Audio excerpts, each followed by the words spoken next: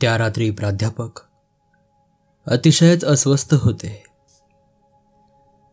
काहीतरी विलक्षण विचित्र प्रकार चालला होता.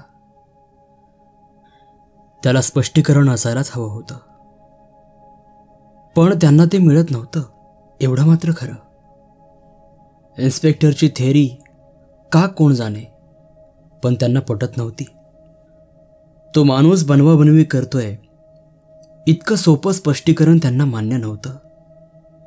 खून केल्यानंतरही सगळी नाटकं करण्या इतका आणि स्वतःचं व्यक्तिमत्व इतकं भराभर बदलण्या इतका उत्तम नट तो असेल हे कठीणच होतं. शिवाय माणसाकडे पाहून त्याच्या स्वभावाचा काही अंदाज येतोच ना. याचं बोलणं चालणं शांत, सभ्य, संयमी होतं. हा बनवाबनवी करू शकेल असं वाटत नव्हतं. पण बनवाबनवी इम्पॉसिबल. त्याच्या घरात काहीतरी असल्याची ती थिअरी देखील त्या माणसानं ताबडतोब खोटी ठरवली होती. तरी देखील आपली थिअरी ते असे एकदम निकालात काढायला तयार नव्हते. आतून कुठून तरी त्यांना एकसारखं वाटत होतं की याचं रहस्य ह्याच घरात, त्या घरातच आहे. पण मग पोलीस स्टेशन समोर झालेला तो प्रकार, त्याचा अर्थ काय लावायचा? घरातल्या सारखीच एखादी वस्तू पोलीस स्टेशनवर असेल का? खुर्ची, टेबल एकच का? अनेक वस्तू दोन्ही ठिकाणी एकसारख्या असतील. पण मग घरात पाय ठेवता क्षणी त्याच्यात तो संचार झाला कसा? तो पोलीस स्टेशनवर येता क्षणी का झाला नाही? आणि नंतरही 2-5 मिनिटच होऊन पुन्हा तो गेला कसा? त्या अवधीत पोलीस स्टेशनवरची कुठलीही वस्तू इकडची तिकडे झालेली नव्हती. तरी देखील त्याच्या घरात काय आहे हे पाहिलंच पाहिजे. त्यातलं काय पोलीस स्टेशनवर येऊ शकेल? खास परवानगी काढून प्राध्यापकांनी लगेच ते घर उघडून घेतलं. कॉन्स्टेबल बाहेरच थांबला होता. प्राध्यापक सावकाश आत गेले. त्यांना वाटत होतं की इथं जर तसं काही विशेष असेल तर ते वातावरणात जाणवेलच. खरं तर आज दुपारी तिथं एक खून पडलेला होता. नंतर मंडळींनी संस्कार करून प्रेतही तिकडूनच उचलून नेलं होतं. म्हणजे ती जागा तशी भयानच वाटायला हवी होती. पण तसं विशेष काही जाणवत नव्हतं. मगाही काही जाणवलं नव्हतं. इतर कुठल्याही फ्लॅटसारखाच तो फ्लॅट वाटत होता. प्राध्यापकांनी चष्मा पुसला. डोक्याच्या टक्कल पडलेल्या भागावर एक हात फिरवला आणि ते बारकाईनं खोलीतल्या एक एक वस्तू तपासू लागले. यातली कुठली वस्तू आज अचानक पोलीस स्टेशनवर हजर झाली असेल? कुठलीही नाही. कुठली येऊ शकेल? कुठलीही नाही. टीपॉयवरच्या शोभेच्या वस्तू, सोफा सेट, टेबलवर पडलेला फुलांचा गुच्छ, टेबल. पण पोलीस स्टेशनवरचं टेबल असं नव्हतं. हां, इन्स्पेक्टरच्या हातात पॅड पेन्सिल होती. इथं ती नव्हती. ते चित्र, नुकतंच भिंतीवर लावलेलं टीव्ही सेट, त्यावरचा जपानी पुतळा. क्षणभर प्राध्यापक त्या जपानी पुतळ्याचा विचार करीत बसले होते. इन्स्पेक्टर रूपानं थोडेसे जपानी वाटतात का? आपल्या या विचाराचीच त्यांना गंमत वाटली. समजा जरी त्यांचं नाक पुतळ्यासारखं चपटं असलं तरी ते एकाकीच तर तसं झालं नाही. मग विचार करता करता थकून जाऊन प्राध्यापक सोफ्यावर बसले. क्षणभर त्यांनी डोळे गच्च मिटून घेतले. मग उघडले. सिगरेट ओढीत ते समोरच्या भिंतीवरच्या चित्राकडे पाहत बसले. चित्र कसलं ते? नुसते ब्रशचे 2 पट्टे एकमेकांना छेदणारे. उरलेली पूर्ण जागा कोरलेली. Modern art. प्राध्यापकांचं थकलेलं मन आता विचार करायला तयार नव्हतं. सिगरेट ओढीत ते नुसते समोर पाहत सोफ्यावर बसून होते. आणि एकदम चटका बसावा तसे ते उठून उभे राहिले. त्यांच्या तोंडून एक निसटती शीळ बाहेर पडली. चुटकी वाजवून ते फ्लॅटच्या बाहेर आले आणि भराभर जिना उतरू लागले. दुसऱ्या दिवशी ते पोलीस स्टेशनमध्ये शिरले ते शीळ वाजवीतच त्यांना पाहिल्याबरोबर इन्स्पेक्टर टिंगल केल्याच्या सुरात म्हणाले, गुड मॉर्निंग प्रोफेसर. आज कसली नवीन थिअरी आणली आहेत आपण? थिअरी वेरी काही नाही, प्रॅक्टिकलच दाखवतो तुम्हाला. तुमच्या त्या मर्डरच्या चार्जवाल्या माणसाला घेऊन या एकदा. का? तुम्ही त्याच्याकडून कबुली जबाब मिळवणार आहात का? कबुली जबाब नाही, पण मी तुम्हाला सिद्ध करून देणार आहे की तो बापडा स्वतःच्या मनानं हे करीत नव्हता. मग कुणाच्या? इन्स्पेक्टर म्हणाले. कुणाच्याही असेल, माझ्यासुद्धा. मी दाखवू त्याच्यात तो बदल घडवून. तुम्ही? इन्स्पेक्टर हादरले. हो, मी. का? बघायचं तुम्हाला? प्रोफेसर म्हणाले. इन्स्पेक्टर गांगरून गेले होते. कुठून ही केस आली असं त्यांना झालं होतं. त्यांना स्वतःला काहीच सुचत नव्हतं. प्राध्यापकांचं म्हणणं त्यांना ऐकण्याशिवाय गत्यंतर नव्हतं. लॉकअपमधून त्याला बाहेर काढण्यात आलं. रात्रभर तो झोपलाच नव्हता. त्याच्यासमोर खुर्ची टाकून प्राध्यापक बसले. मला फार वाईट वाटतं तुमच्या या अवस्थेबद्दल, ते म्हणाले. ती समजून घ्यायचा प्रयत्न करतोय मी. Please try to cooperate. मी विचारतो त्या प्रश्नांची प्रामाणिक उत्तरं द्या. देणार ना? त्यांनी हात पुढं करीत विचारलं. त्या माणसानं आपले हात त्यांच्या हातावर ठेवून वचन दिल्यासारखं केलं. प्राध्यापक म्हणाले, तुमचं आपल्या बायकोवर फार प्रेम होतं, होय ना? हो, तिचंही माझ्यावर होतं. ती फार चांगली होती? प्राध्यापकांनी विचारलं. तो म्हणाला, अतिशय. तुमचा तिच्यावर विश्वास होता? तो उत्तरला, संपूर्ण. थोडक्यात तिचा खून करायचं तुम्हाला काहीही कारण नव्हतं? अजिबात नव्हतं. तो उत्तरला. आता गेल्या काही दिवसातले प्रसंग आठवण्याचा प्रयत्न करा. कसले प्रसंग? एखादा तरी विशेष प्रसंग गेल्या काही दिवसांमध्ये घडलेला आठवतो? सावकाश सावकाश विचार करा. काही वेळ तो विचार करीत राहिला. इन्स्पेक्टर अस्वस्थ झाले होते.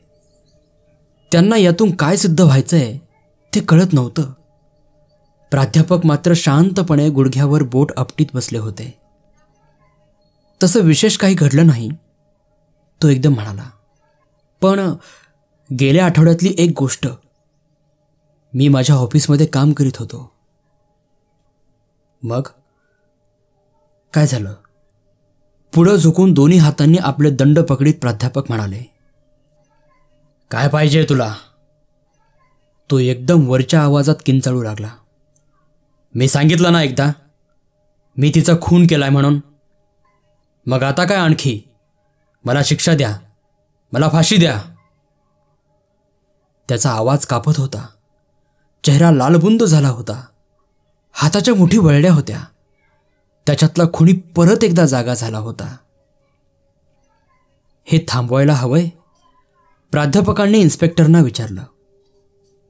म्हणजे तुम्ही हे थांबवू शकाल? का नाही?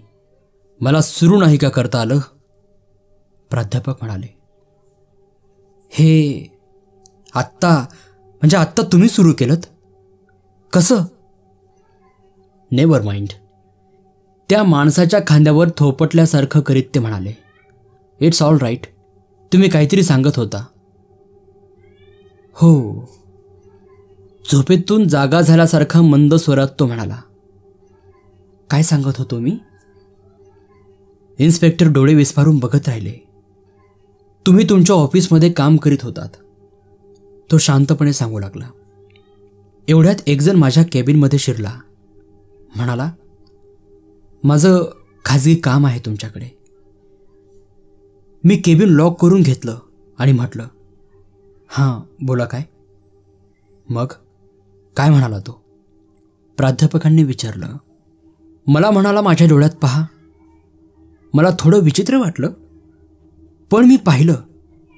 तो म्हणाला, नीट चित्त एकाग्र करून पहा. तुम्ही त्याचं ऐकायला नको होतं. प्राध्यापक अस्वस्थतेने म्हणाले. असं मला नंतर वाटलं प्रोफेसर, पण त्यावेळेस तरी नाही. काही विचार करण्याच्या आतच मी त्याचं ऐकायला लागलो होतो. बरं मग पुढं काय झालं? काय झालं ते मला कळतच नाही. मी भानावर आलो तेव्हा केबिनचा दरवाजा उघडा होता. तो माणूस निघून गेला होता आणि माझं डोकं जाम दुखत होतं. मला वाटलंच हे असंच घडलं असणार म्हणून. प्राध्यापक म्हणाले, इन्स्पेक्टर, ह्या माणसाला कुणीतरी हिप्नोटाईज केलं आहे. हिप्नोटाईज? हो. तेव्हा तुमचं पहिलं काम म्हणजे त्या हिप्नोटिस्टला शोधून याच्यावरचा अंमल काढून टाकायचा. पण तो हिप्नॉटिस्ट कसा शोधायचा? सिंपल. त्याला ज्यानं या कामगिरीवर पाठवलं त्याच्याकडूनच त्याचा पत्ता मिळेल. कुणी पाठवलं त्याला या कामगिरीवर?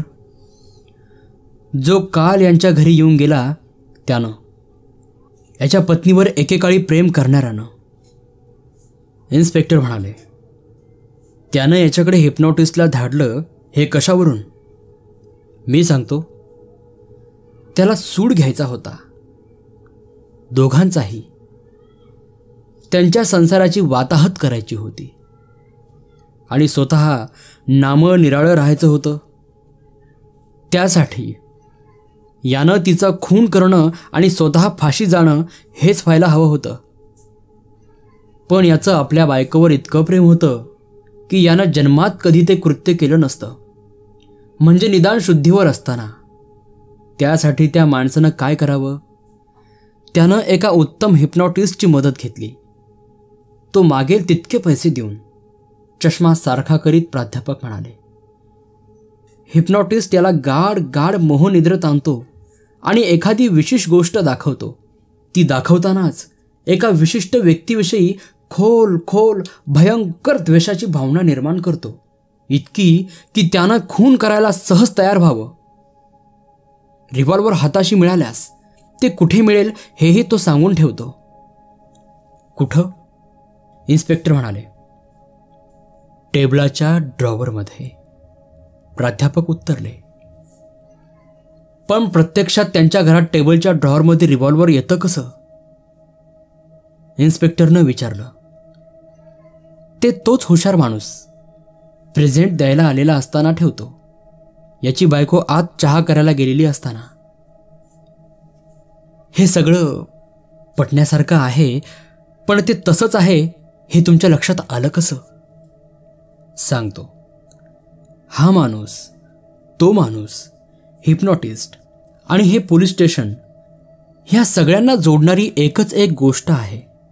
ती कुठली हे समजलं तेव्हा मला ह्या रहस्याचा उलगडा झाला. कुठली? हे बघा, हा माणूस मध्येच एकदम झोपेतून जागा झाल्यासारखा वेगळा वागतो. त्या अर्थी त्याच्यावर मोहनिद्रेचा अंमल आहे हे कळणं सोपं होतं. मी अशा केसेस पाहिल्या आहेत.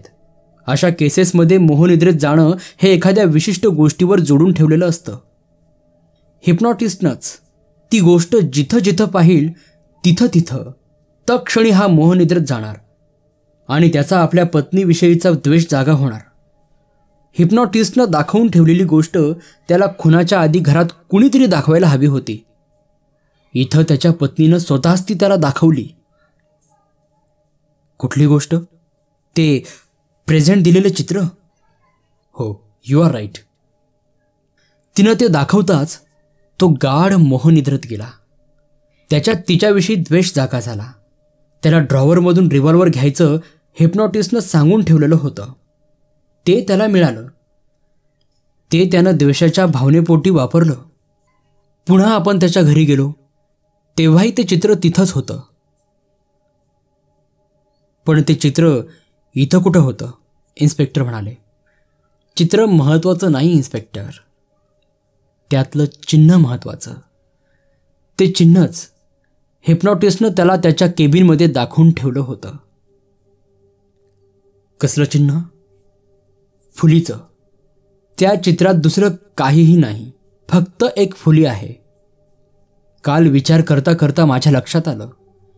तुम्ही इथं या टेबलला टेकून उभे होतात. बोलता बोलता तुम्ही उजवा पाय डाव्या पायावर टाकलात. फुली निर्माण झाली आणि हा मोह निद्रित गेला. तुम्ही पुन्हा टेबलाशी आलात तेव्हा तो नॉर्मल झाला होता.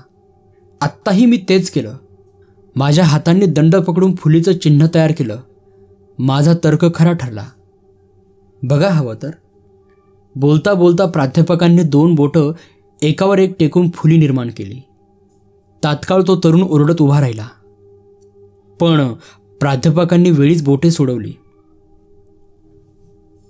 आता तुमचं एवढंच काम, यातल्या खऱ्या गुन्हेगाराला ताब्यात घेणं.